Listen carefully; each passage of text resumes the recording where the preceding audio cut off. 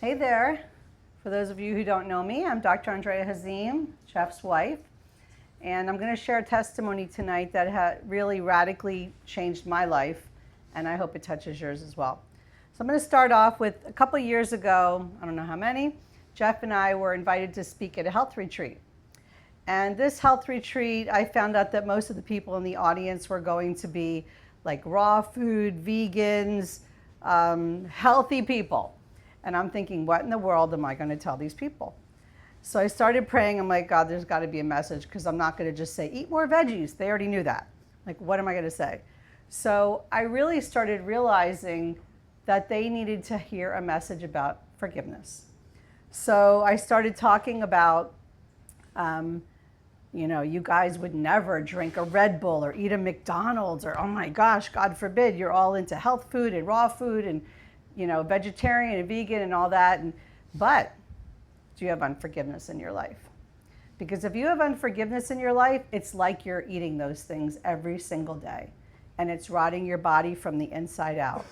And I showed some pictures of the story I'm going to tell you with my mom, and I had people crying afterwards and saying, wow, I never really put the two together of how the state of being of my mind and my heart and my spirit can be so corrupted by something that the world is just normal. Bitterness, unforgiveness, judgment, and unforgiveness. It's like the legs of a stool. So to my mom's story, which is what I told them that day, was I'm trying to make it short. It's not a short story, but I'm going to try to make it short. When I was 6, I'm the oldest of 3 from my mom and my dad. My dad only had children with my mom, and then my mom did get remarried when I was 13 and had another sister. But when I was little, I was 6, my parents got divorced, and it actually went down in the Florida law books of the longest divorce in history at the time. 10 years, battling in courts, child support, alimony, the house, anything they could think of to fight over, they fought over. Mostly because of the bitterness and hatred. And mostly on my mom's side towards my dad. Why? Why all this hatred and bitterness? Well, my mom's dream was to be a stay-at-home mom. However, my mom was, I will say, very emotionally immature. She did not have any tools for personal growth or development. She didn't have a relationship with the Lord. We were raised Catholic. So she was not equipped to know how to have conflict resolution in her marriage, or have a we relationship instead of you versus me. All the things that I learned the hard way and now I teach to people because it's so critical. And she didn't have any of that, and not in her parenting either. So parenting was a challenge, relationship in the marriage and out of the marriage was a challenge. Even relationship with her own parents was a challenge. My dad was no better, not much better, but at least he was willing to kind of move on. And he would have been able to have been friends, and mostly because of sweeping it under the rug, not because of asking for forgiveness for anything he did. But on my mom's side, she went to a very dark place. She decided to hate him with like a vengeance and hate men. So the category of men in her life was like a chamber in the heart, locked shut like a vault. And that vault festered into a tumor, and eventually, in her own physiology, into a brain tumor. And she passed away at 65. Right when all her retirement was set up, she had properties, she would have had a beautiful retirement with 13 grandchildren that really wanted to enjoy her, because she was a fun grandma. I mean, she was like wild. She would be ziplining and fun, crazy things. But when it came to behind closed doors, and me, my brother, my sister, and then my other sister, who was from my mom's second marriage, saw the behind the scenes. And growing up in my mom's home, what psychology would call it today would be considered enmeshment. Back then, I actually took myself to a therapist in my 20s to know how to cope with my mother and to not be like her, because I saw the hatred and bitterness. I saw the way she lived her life, and it was like a cancer growing, not just in her own self, but it was like this dark blob to everybody in her life, because she wanted us to hate who she hated. So life could not be good or healthy living in her home unless you matched her emotions. So if she hated somebody, you better hate that person, at least pretend. If she liked somebody, great, you could go along with it. And as you can imagine what a teenager would feel like growing up, well, first of all, she became a single mom when I was 6. So I was her right-hand person. Childhood went goodbye, and I became little her. Anything inside the house was my job. My brother, anything outside the house was his job. And that's how we grew up. Grade school, middle school, high school, we'd be painting the house, doing the grass, doing the pool, doing the laundry, doing everything. And, I don't despise that. I became very competent, and, I know how to do a lot of things because of that. But the emotional state that was behind all that was really, really toxic. And my mom was a perfectionist. If you didn't do it perfectly, do it again. Like, for example, I want to go out with my friends on a Saturday, and I had to vacuum or I had to fold the towels. And if I didn't vacuum in a perfect artichoke shape, like it looked like a pattern, do it again. Or if I didn't fold the towels looked like they came from the store in the closet, where she opened the closet, it looked like Macy's or something, do it again. So it was very unreasonable, and looking back and learning from it, I could only assume that it was just her own anger and frustration and insecurities because of my father. So fast forward, there's weddings, there's graduations, there's all kinds of things where my parents could have been friends and been amicable and gone to things together. But nope, it was always horrible. And it was so embarrassing, and it was terrible for the rest of the family. If there was a Thanksgiving, if there was anything, and even if my dad wasn't in the picture, like say we were on my mom's side, she had a sister who had 5 kids, and those cousins and us grew up like siblings, like we were always together. But then my mom and I would fight at every family event, mostly because she had resentment. Like I said, the blob was growing because we didn't hate my dad like she hated my dad. Now, I will say I did have a season of my life where I did hate my dad, but not because she wanted me to hate him. I had my own reasons to hate him, mainly because he got remarried 3 more times. 3 stepmoms. None of them were vetted to see if they loved us or not. It was just like show up with a new wife, like, here's your new mom. Like, can you imagine? So it was, and I was the oldest daughter, and you have to know, my dad is from Italy. We loved the big Italian family.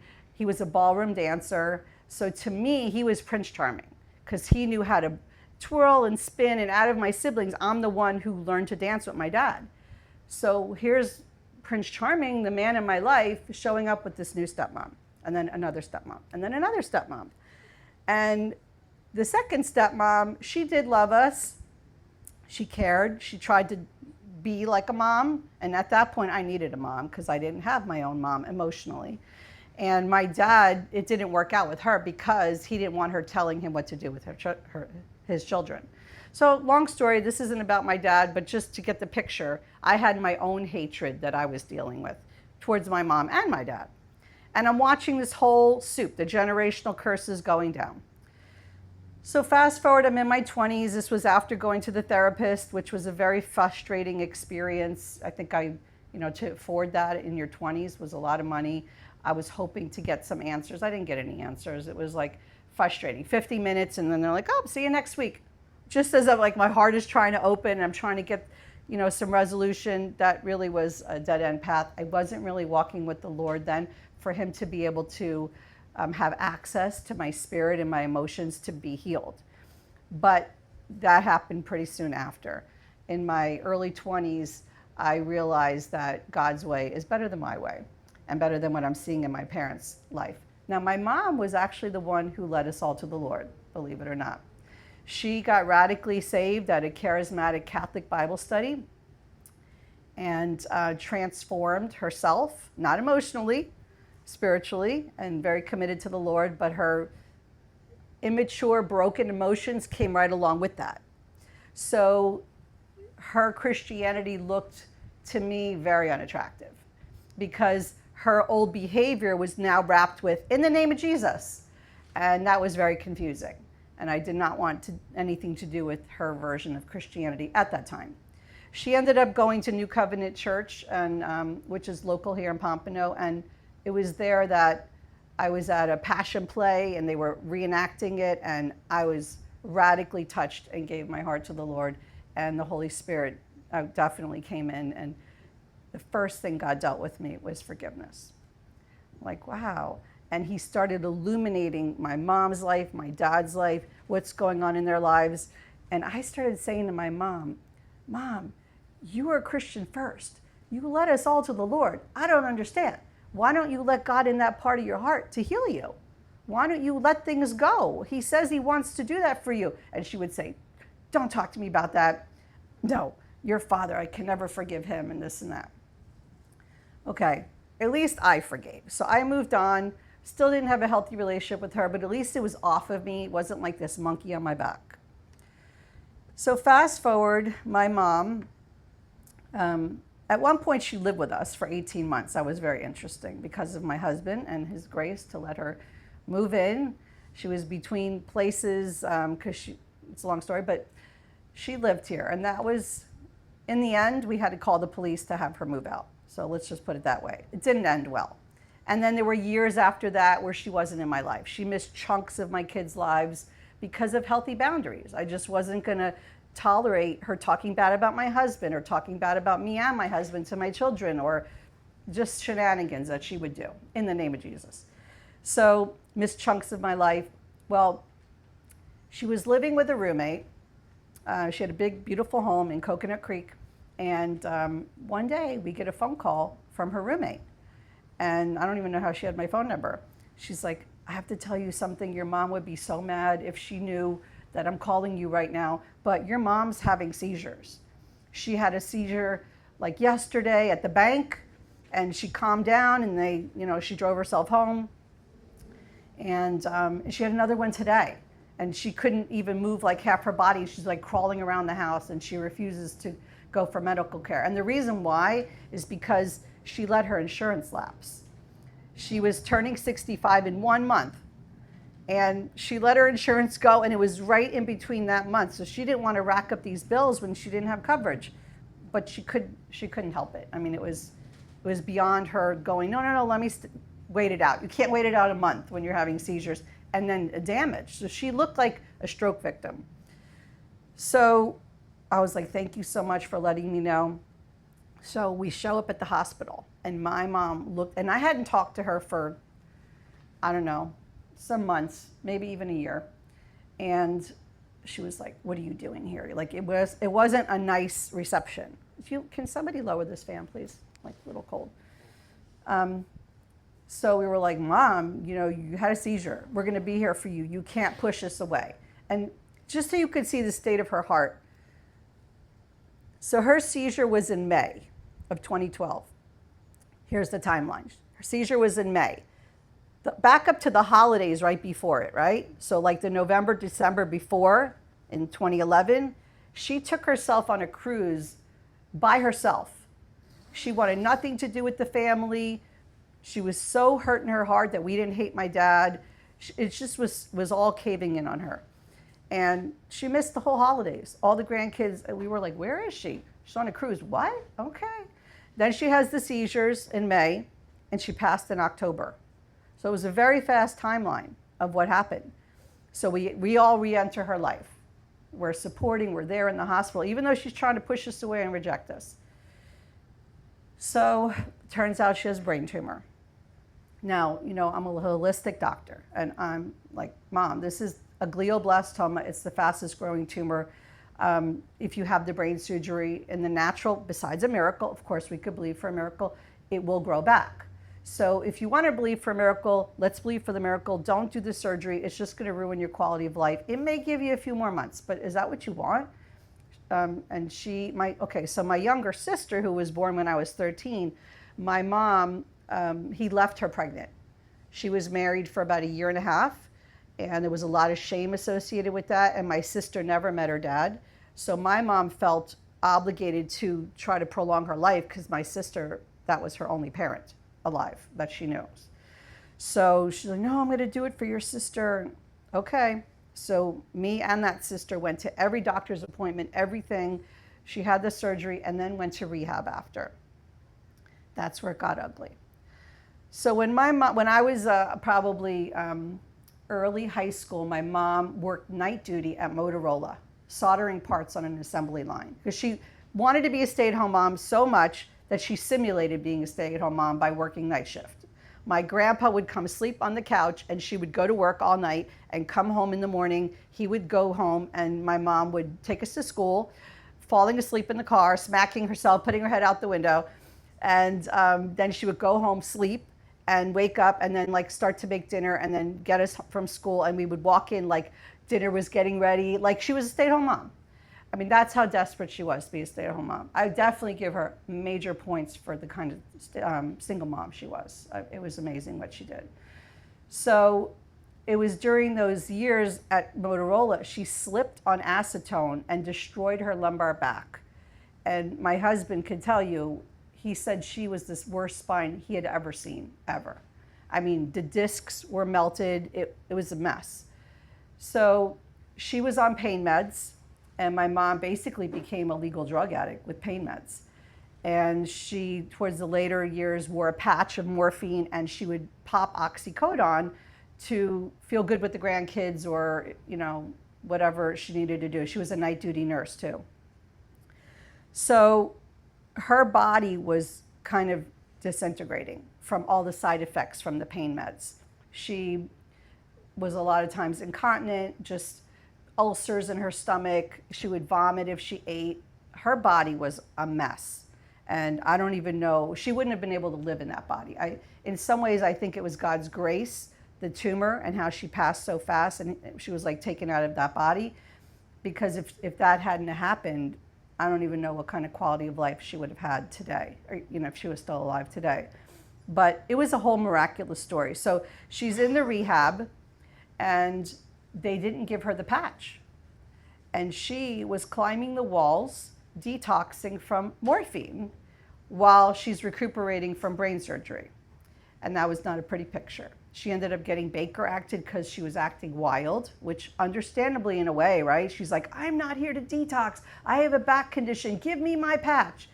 And I didn't have any sort of way to get it to her. And I don't know why they did that to her. You know, the doctor on duty at the rehab, you know, they take over your chart and they're like, they'll do it their way.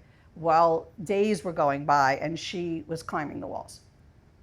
But I think it was all really very supernatural because she was manifesting, honestly, it was like demonic. She almost clawed my face at one point. Voices were coming, like what is going on here? What is going on? And at one point, she called her sister, who, my Aunt Marion, who went back to the Catholic Church after many years of leaving Catholic Church, becoming born again, walking with the Lord. She chose to practice her faith back in the Catholic Church. And she called her sister and she was watching a movie because she's Baker acted strapped to the bed. She had nothing to do but watch TV and she was watching like an exorcism or some movie about that. And she called her sister and said, Marion, I need an exorcism. Call a priest. Well, my aunt called me. She goes, your mom is asking for an exorcism. Do you want me to call a priest? I go, yeah, we got this. And at the time, my husband and I had a big network called Biblical Health Television, and it was like 12,000 people on a subscription list. And I said, you know what? I'm going to send an email to our list, and I'm going to ask for prayers and resources and see what happens. So I sent out an email. I told the story. I'm telling you. And I said, please, I do not want rude comments. I don't want a hate email back. I just want prayers and resources. That's it. And that's what came back, thank God. So people were like, call this deliverance ministry, call this healing ministry, you know, too many resources. We were like, what do we do? So we started praying and fasting with other family members, and we landed on Dr. Burns Zampano, who was a neurosurgeon in his career. He was chief of staff of Oral Roberts University. He was a PhD in psychology. The man knew the brain. And when he retired, he decided to go into deliverance ministry. Amazing. So he knew my mom's condition inside and out. And we call him up and he's like, oh, I can help your mom. I go, but he said, first thing you have to fill out a spiritual inventory. I'm like, okay.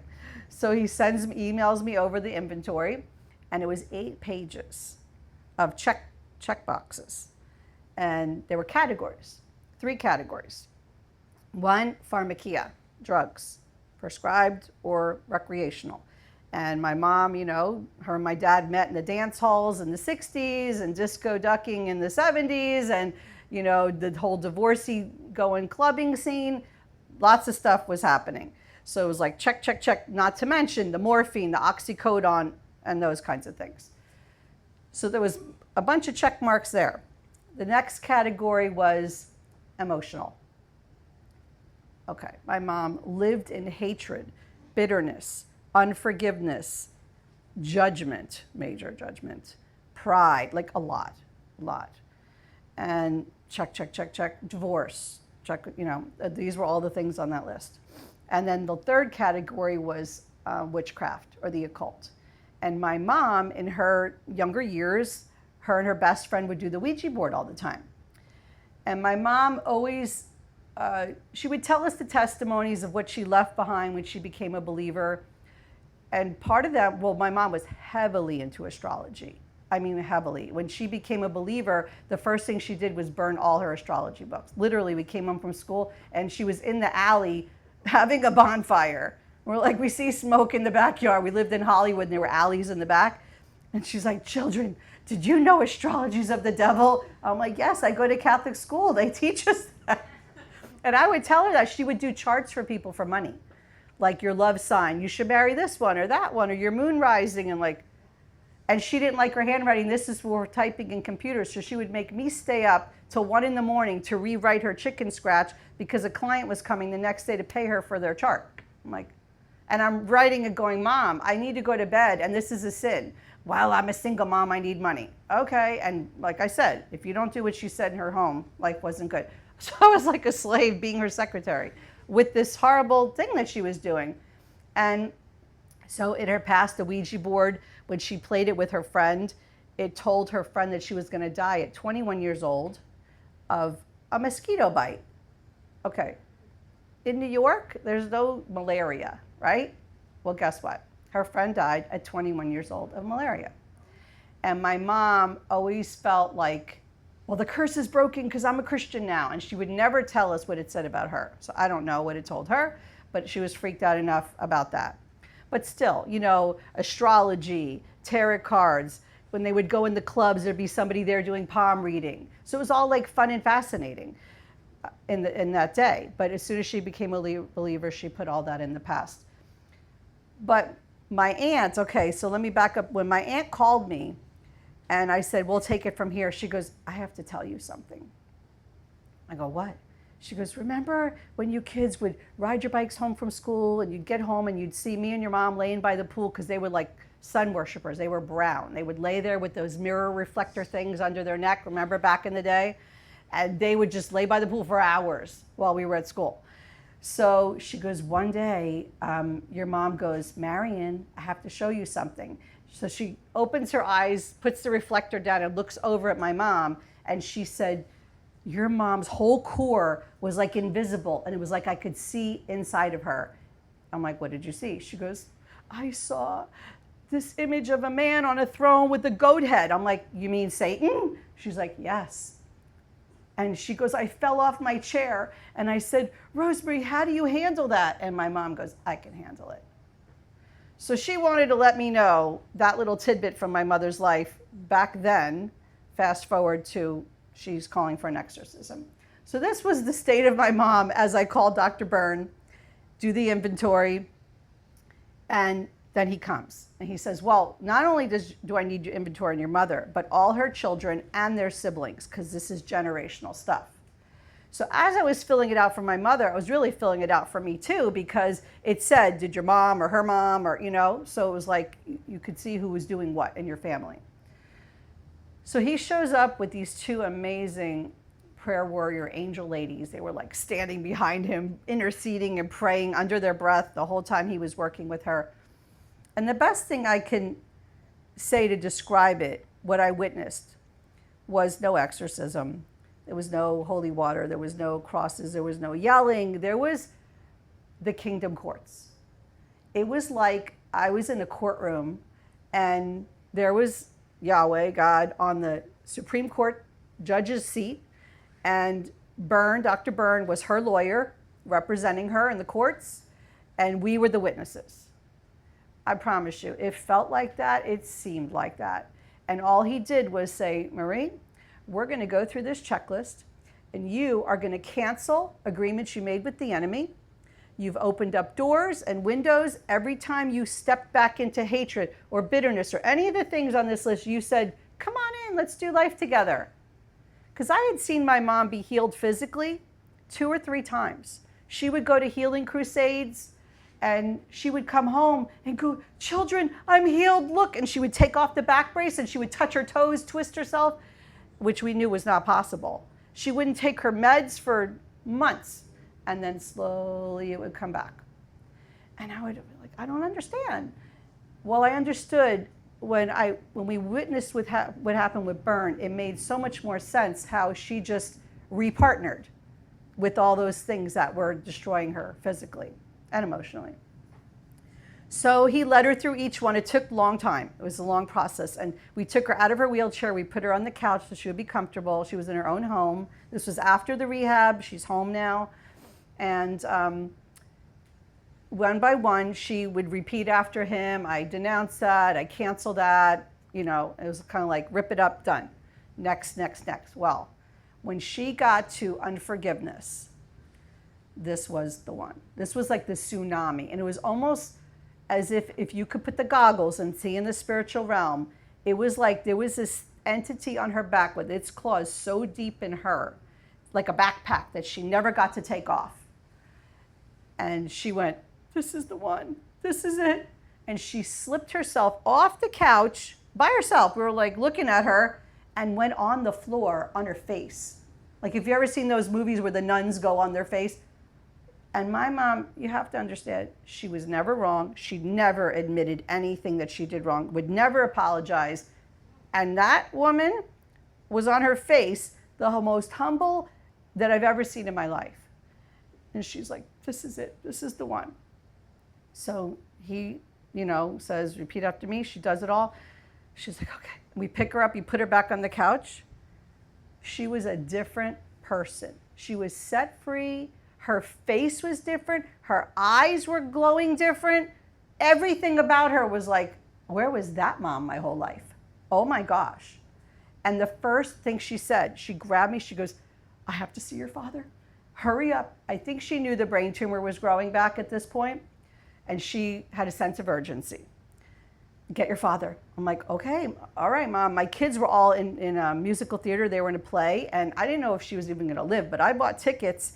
So we were going that weekend to a play. I go, Mom, we're going this weekend. We're going to see him. He'll be there. She's like, okay.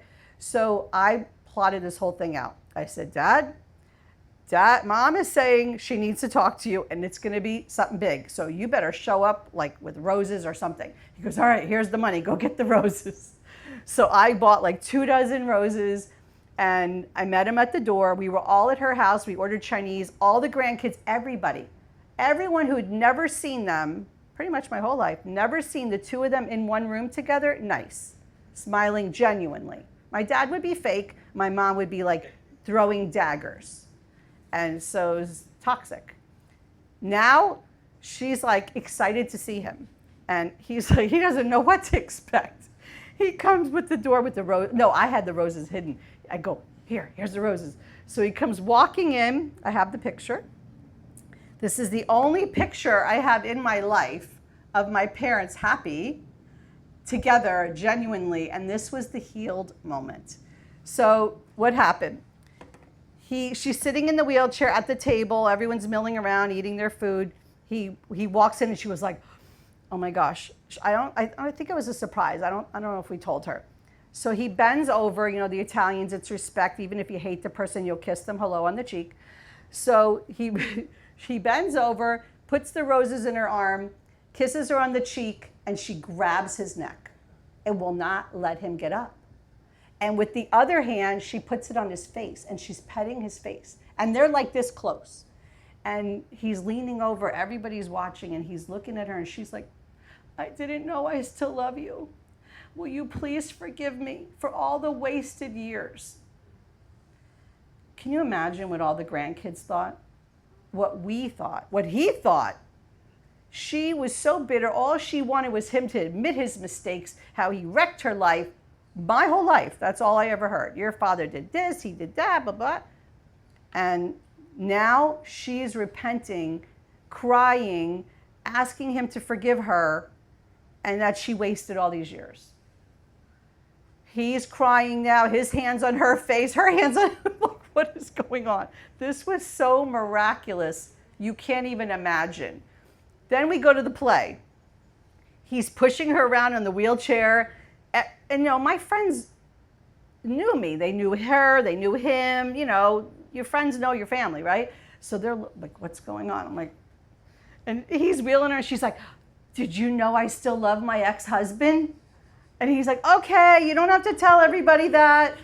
So they're in the car, like she's trying to hug him, kiss him. This was weird for me. Okay, since I was 6, you know, I'm like, okay, I don't know about this. But the whole point was that not that they would get back together, but that they reconciled. And it was like they were dating. He would pick her up pretty much every day, and they would go to this one's football game and that one's soccer game, and all the things they missed with all the wasted years that they couldn't do together amicably, they were doing. It was amazing. But that lasted 3 months. And then the brain tumor came back, and she passed. And my brother and I were there with her.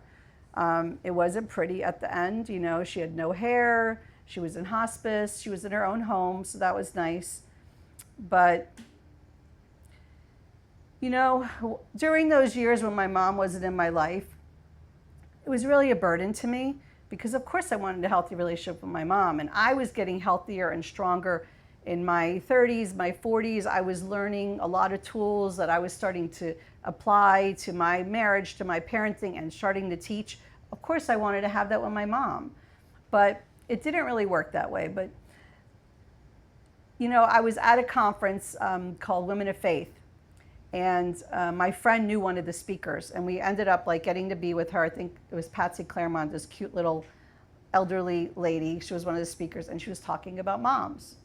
So when I went up and I talked to her, I said, you know, you really ministered to me, and I'm feeling very convicted that I need to be the bigger person and do something to express my forgiveness and trust in God that he gave me the right mom and he gave me the right dad, because that was really part of my hatred that I had to get over and my unforgiveness, even in forgiving God, which sounds ridiculous, right? But I had resentment because I thought, you gave me the wrong dad. You gave me the wrong mom. What were you thinking? If I was God, I could have picked a better one. Why couldn't I have that one or that one? Which was so rude. And then I had to learn to thank God, right? The sacrifice of praise. I learned thanking God for what I don't like and what I don't agree with because he's God and I'm not. But when I was at the conference after talking to Patsy Claremont, I heard God loud and clear. And he said, you're going to send your mom a love letter, several of them, and you're going to write in there what's not true that you wish was true. I'm like, I am? Yes, call those things that be not as though they are. And I was having flashbacks to when I was younger, because like I said, if you didn't align with my mom, life wasn't good. Well, one of the things was, God forbid you didn't get her the right card or the right gift for Mother's Day, her birthday, that kind of thing. Forget about it. I would go to the Hallmark store and I would spend an hour looking at every card crying. I'm like, that's not true. That's not true. And I'd walk out with no card. I'm like, I'm not going to lie. I can't buy any of these cards. And now I'm going to write her love letters? Oh my gosh. So I go out, and you know, when you go to conferences, there's the resource tables with the CDs and everything. There was this little pack of note cards, blank inside, 8 of them. And the Holy Spirit was like, buy those. I'm like, okay. And I know when it's God. I'm like, I'm not going to be disobedient, even if I don't like the idea. So I bought it, and I started sending them. My mom never acknowledged them. I didn't even know if she got them. I don't know if she liked it. I don't know if she ripped them up. I don't know. But at the end, and that's why I tell you this, when we had to clean out her house and she was gone, do you know what was over her desk? All my letters taped to the wall. And yeah, I was like, oh, she did get them. And they did impact her. And my mom was the type, she was very generous, and it was always a spiritual gift, which always annoyed us all because, you know, in the name of Jesus, she's going to tell us, like, she would buy us a journal. Like, we had 50 journals. She would buy you another Bible. You had a Bible already. So it was like, okay, Mom, you know. But the last Bible she gave me, she wrote like 3 pages in the front.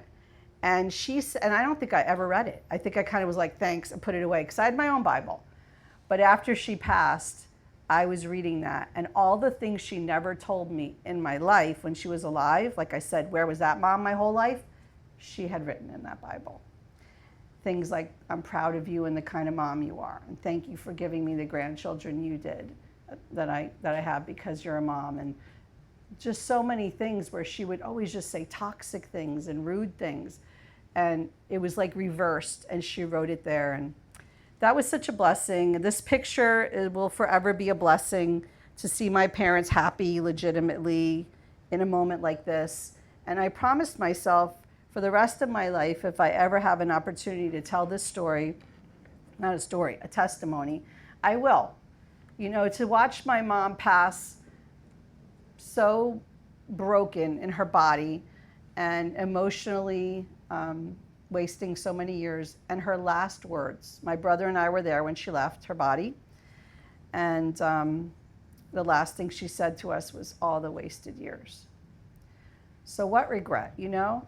And it didn't have to be that way. And I really pray that this story would impact you, whether it applies to you or whether you perpetuate it and you tell this testimony to somebody else. I'm sure there's somebody in your life who needs to hear a story of forgiveness. We are called to forgive. It's not an option. I could have chose to disobey God, not send those cards, not forgive my dad, not forgive my mom, have bitterness to God.